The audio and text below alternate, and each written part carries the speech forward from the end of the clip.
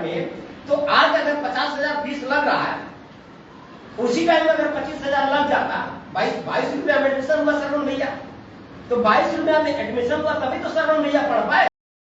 हमारे नेता बोलते हैं अरे निराला जी हम बीजेपी जैसे थोड़ी, हम अलग पार्टी जैसे थोड़ी, लेकिन काम उन्हीं के जैसा, मतलब राजतंत्र वो कह रहे राम राज राजेंगे, तो इन्होंने भी तो ला दिया। ये भी तो कह रहे हैं कि नहीं हम राष्ट्रीय अध्यक्ष, तो मेरे बाद मेरा बेटा राष्ट्रीय अध्यक्ष, मेरे बाद मेरा भैया राष्ट्रीय अध्यक्ष, मेरे बाद मेरा भतीजा राष्ट्रीय अध्यक्ष। भाई क्या होता था, राजा के बाद उसके परिवार का कोई राजा बनता था, चाहे वो लूला हो, लगड़ा हो, अयास हो, शराबी हो, कबाबी हो, कैसा भी हो, तो वो घोषित कर देता था। तो ये जो हमारे नेता जिनको हमने स्थापित किया है, वो बाबा साहब डॉक्टर अम्बेडकर की तस्वीर तो लगा रहे, वो बाबा साहब डॉक्टर अम्बेडकर की बात तो कर रहे, लेकिन काम क्या कर रहे? बाबा साहब डॉक्टर अम्बेडकर ने राजतंत्र को खत्म किया, लोकतंत्र की काबिल लोग नेतृत्व करेंगे, लेकिन हमारे नेता क्या कर रहे? नहीं, अरे छोड़ो बाबा साहब कह गए, अब मेरे बाद तो मेरा भाई समाज में सबसे बढ़िया आदमी, सबसे काबिल आदमी, हमारा बेटा ही समाज में सबसे बड़ा काबिल आदमी, बाकी तो सब बेईमान है, सब चोर है, सबको खारिज कर रहे हैं, हमारे नेता ही खारिज कर रहे हैं। हम क्या कर रहे हैं? हम अंधभक्ति कर रहे हैं, हम सवाल ही नहीं कर रहे हैं। हमको लग रहा है कि कोई खड़ा है तो हम उसके खिलाफ कैसे बोले, स्थापित धारा के खिलाफ हम जा ही नहीं पा रहे। बाबा साहब डॉक्टर अम्बेडकर भी तो धारा के खिलाफ लड़ रहे थे, उस जमाने में कांग्रेस है अन्य जो लोग खड़े थे उनके खिलाफ खड़े थे। माननीय कांशीराम साहब किसके खिलाफ खड़े थे?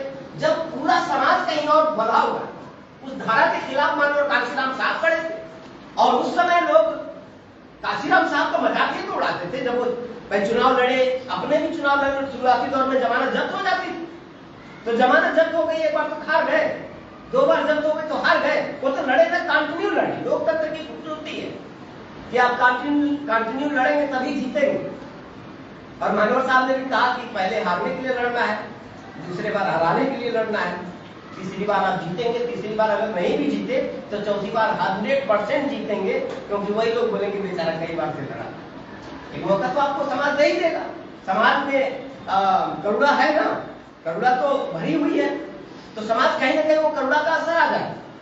तो हम भी सवाल नहीं कर रहे, मुद्दों की बात आज हमारे नेता नहीं, एक पे एक अधिकार हमारे खत्म होते जाते। आप 30 साल 20 साल पीछे जाइए, हम लोग पढ़ाई कर लिए, तो पढ़ाई कर लिए तो कैसे पढ़े? सरकारी संस्थान थे, विश्वविद्यालय थे, डिग्री कॉलेज थे, राजकीय इंटर कॉलेज, मतलब आज भी है, लेकिन उससे ज्यादा प्राइवेट कॉलेज सब खुल गए ना। तो तब सरकारें, जो भी सरकारें रही संविधान के अनुसार, तो सरकारें क्या है, छात्रवृत्ति समय से मिल जाता था, 0 फीस पे एडमिशन शेड्यूल कास्ट के लड़कों को मिल जाता था। बहुत सारे ऐसे लोग हैं, अगर 0 फीस की सुविधा नहीं रही होती तो पढ़ाई नहीं कर पा रहे थे। शायद भारती साहब भी बैठे हैं, पूछ लीजिए। मैं ही आया गोरखपुर यूनिवर्सिटी पढ़ने, तो आज अगर 50,000 फीस लग रहा है, उसी टाइम में अगर 25,000 लग जाता, 22 रुपया में एडमिशन हुआ श्रवण भैया, तो 22 रुपया में एडमिशन हुआ तभी तो श्रवण भैया पढ़ पाए, नहीं तो मास्टर थोड़ी।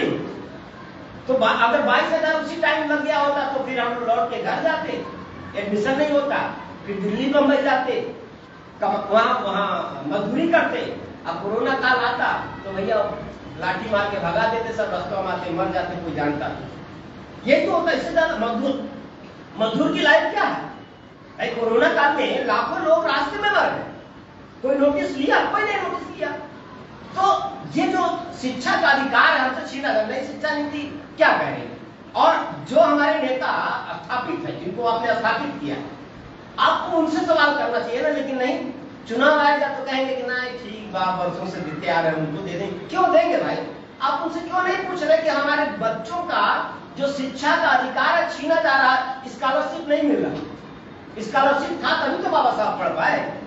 स्कॉलरशिप का महत्व यही है ना कि वो उस समय जो राजा थे, अभी हमारे वो कवि जी कह रहे हैं कि उन लोगों ने मदद किया, वो स्कॉलरशिप के रूप में ही तो मदद था, विदेश पढ़ने के लिए मौका दिया। तो स्कॉलरशिप का महत्व आज भी यही है। वो स्कॉलरशिप खत्म, अब नई शिक्षा नीति सरकार कह रही कि विश्वविद्यालय पैसा कमाने की मशीन बने। अब विश्वविद्यालय फीस बढ़ावे और पैसा जनरेट करे, और उसी पैसे से विश्वविद्यालय के प्रोफेसर को, विश्वविद्यालय के कर्मचारी को और विश्वविद्यालय का बिल्डिंग मेंटेन किया जाएगा, और विश्वविद्यालय पैसा जनरेट करेगा। पहले यूजीसी उनको मतलब अनुदान, सरकार अनुदान देती थी, और तब वो पूरे सब्सिडी से वो कॉलेज स्कूल चलते थे।